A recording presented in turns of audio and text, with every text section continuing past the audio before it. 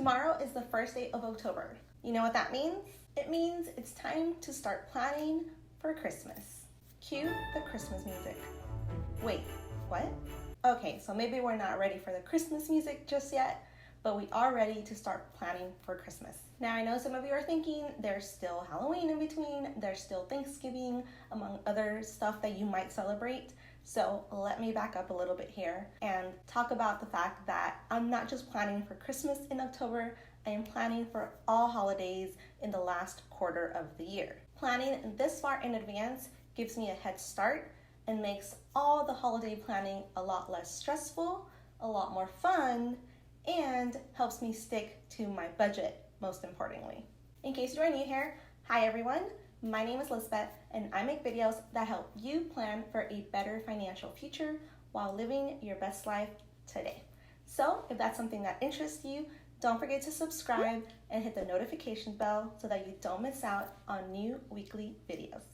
So for this video, I wanted to walk you through my process and how I plan ahead for all the holidays and festivities that come along the last quarter of the year, because it is a super busy time of the year for not just me, but everyone in general. I think it's a good thing to maybe set up a plan in advance so that you know exactly what needs to get done when, and it just makes everything a lot smoother and a lot more efficient, which in turn, I believe really helps you stick to a budget for each individual holiday. So if you're interested, let's go ahead and get started. So first things first, step one is to write down your holidays. Based on your religious beliefs or just what you grew up celebrating and really treasuring, this might look a little bit different to you. But in my case, I like the idea of celebrating Halloween, Thanksgiving, my daughter's birthday, which is the beginning of December, and lastly, Christmas. Now we can move on to step number 2, which is to get specific. And by specific, I mean, what does each holiday of yours require, or what kind of activities do you want to do based around that holiday? So for example, when it comes to Halloween, obviously one of those things is going to be trick-or-treating in my case, but I also like the idea of doing one more additional Halloween activity where my daughter can wear her costume so that she didn't only wear it one time, she can at least wear it twice. So I try to find either a free activity around my area, or if anything, I will plan a little Halloween party with a few of my friends' kids and her so they can come together and, have a little Halloween party. So I haven't decided on that, but pretty much on my list, I'll write down trick-or-treating and one other Halloween activity. Back in college, or if you don't have any kids, or if you do, you can add on a Halloween costume party, adults only, if you want to either attend one or make one yourself. That can go on the list. Maybe attend a haunted house could be on the list. That's definitely not on my list. Decorating for Halloween could be another one, which by the way, my house is already decorated, so that's not on my list because it's already done. So just add anything that could possibly take up time or that you would need to plan for or buy certain things for in advance and write that down on your list. Another example is Thanksgiving. In my case, it's not just Thanksgiving Day. Not really much of thought goes into for me to do Thanksgiving. I might have to bring a side or a dessert or something like that, but it's not like I do the whole thing, right? But something I do want to do that is kind of around Thanksgiving is a Friendsgiving, where I host a Friendsgiving party and invite some of my friends over. That's definitely on my list. Something else on my list is one additional fall activity, which could be anything from like going to the pumpkin patch or going to a fall festival. Something else that, is really fall to do around here, which is very hard for Texas because it doesn't feel like fall just yet. But,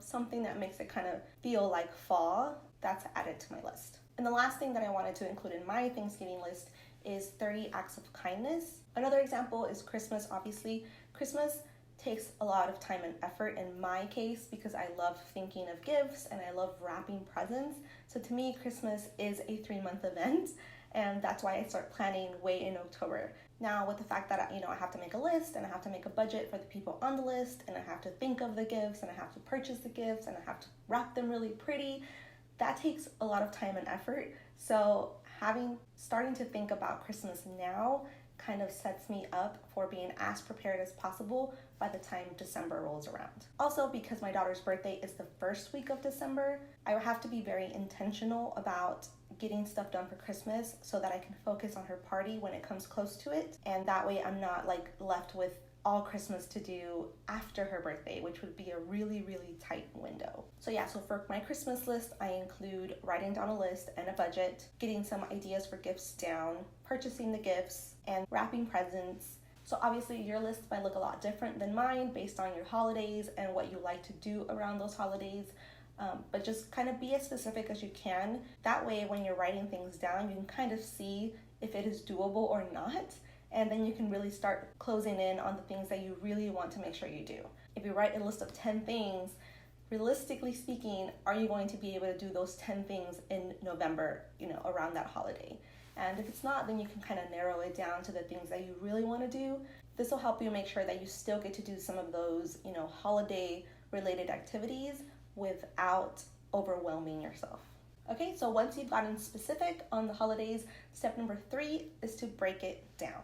I like to break it down by month. So being that the last quarter has October, November, December, that's how I like to break it down. I simply make a to-do list for October of all the things I need to do in order that I need to do them so that I can make sure that the things I need to be taken care of first are taken care of. So one of the first things I have on my to-do list is buy a costume.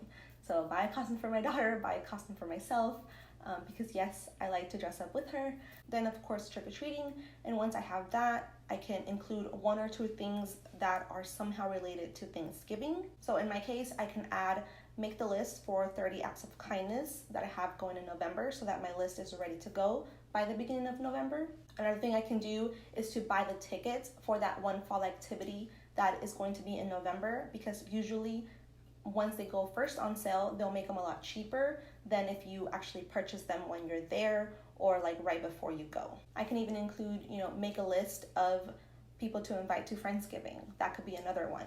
So yeah, just a couple of things that are based in November that you can take care of easily in October. And then look into December. What do you have going on in December that you can take care of a few things in October? So in my case, my daughter's birthday is first, so I'm gonna stick with that. I'm going to finish thinking of the theme and actually choose a theme so I can start looking for things around that theme, which by the way, I am pretty sure it's going to be Frozen 2 themed because she can't seem to stop playing Let It Go. And I'm excited to take her to watch Frozen 2, so I'm pretty sure her birthday theme is going to be Frozen 2, but we'll finalize it in October. I can also make the guest list for her birthday and kind of start looking at prices so that I can, get the best deal. And then for Christmas, I kind of already have this down because I've done it almost every year that I can remember. As far as Christmas goes, in October, I like to write down who I'm giving a gift to and the budget for each gift and start writing kind of ideas down for, what I should get them. Now, the beauty of doing this in October is that asking people certain questions around like what to get them, it's not so obvious that you're thinking about Christmas already because it is October. I have a starter list and I'm writing down kind of gift ideas now as I hear it. And then in October, I'll kind of go and, look up different things on Pinterest and really start like honing down on what I want to get them. So yeah, so that's October, right? So now I have a few things that I can do to get me started for Thanksgiving and to get me started for Christmas, while not forgetting that I still have a few things to do for Halloween. So then I move on to November and Halloween is over. Now I can really focus on Thanksgiving and Friendsgiving and the 30 acts of kindness, and I can kind of break it down a little bit further. And at the same time, when it comes to Christmas or my daughter's birthday, one of the things that I do in November to set me up for my daughter's birthday in December, because it is the beginning of December, it's a kid's birthday party, so I need candy and lots of it because I put it in goodie bags and I put it in a piñata. Is to buy the Halloween candy that goes on sale like 50, 70%, 90% off the day after Halloween. Purchase it then. Obviously not the one that has like the Halloween and the pumpkin stuff. There are plenty of candy that does not have anything except on the bag itself, but the individual candies don't have any Halloween related stuff. Plenty of those. So I stock up on that. So, in case you have December birthday parties or November birthday parties. So anyway, so I prep that. I pretty much buy the candy, try to get the goodie bags in November so that I can really, put those together and keep them away from my child. Have that ready to go. If I'm going to have any kind of, I'm planning on possibly having some kind of like moonwalk or something like that. I'll probably do my research in November and kind of get it booked in November so that it's ready to go by her birthday party. Any of those little things that I think I should do ahead of time, I'll write it down for November. And Christmas-wise, I like to have what I'm getting them for gifts already kind of pretty much decided, because I am a Black Friday shopper, so I don't go to the actual stores, I do it all online. But this way, I already have my list of what I'm gonna buy. I can be doing research throughout the month for where I can get it the cheapest. And come the end of November, I've pretty much bought all of my Christmas gifts. I know, it's exciting. I love that come December, like my gifts are already bought. Unless I'm like DIYing some stuff, then those kinds of things might actually end up going through December. So then yeah, so come December, it's pretty much wrapping Christmas gifts, obviously my daughter's birthday party that I have to execute, and I like to add some kind of light show for December. So I make sure that I plan that in advance, kind of where we want to go, what do we want to do, depending on how cold it is. So there you have it. That is the method that I use to make sure that I can start planning my holidays beginning in October, to allow me to really celebrate the holidays, not over stress, because there's still some stress involved, but not over stress, and most importantly, to stick to my budget. At the end of the day, I believe that spending quality time with those you love is the most important part of the holidays. And so finding activities that are budget friendly is something that everybody can do. It's just a matter of doing a little planning and a little bit of research ahead of time. Next week, I'm actually planning on making a budget friendly fall activities video because one, I want to save money, and two, because I think that spending time is the most important. I'm going to find different things that you can do to spend time together, but not overspend to do it. So if you haven't subscribed, then make sure you subscribe so that you don't miss out that video next week. If you have any other questions, comments, or concerns related to this method of planning for the holidays, or if there's something that you do that really helps you out when you do it in advance, especially for like Christmas or Thanksgiving or something like that, make sure you leave me a comment down below because I would love to hear it. If it makes my life easier, then I'm sure it will make somebody else's life easier as well. And remember, if you would like to see more of me outside of YouTube, then you can reach out to me directly through Instagram or Facebook. That is all I have for you today. Thank you so much for watching, and I will talk to you next time. Bye, guys.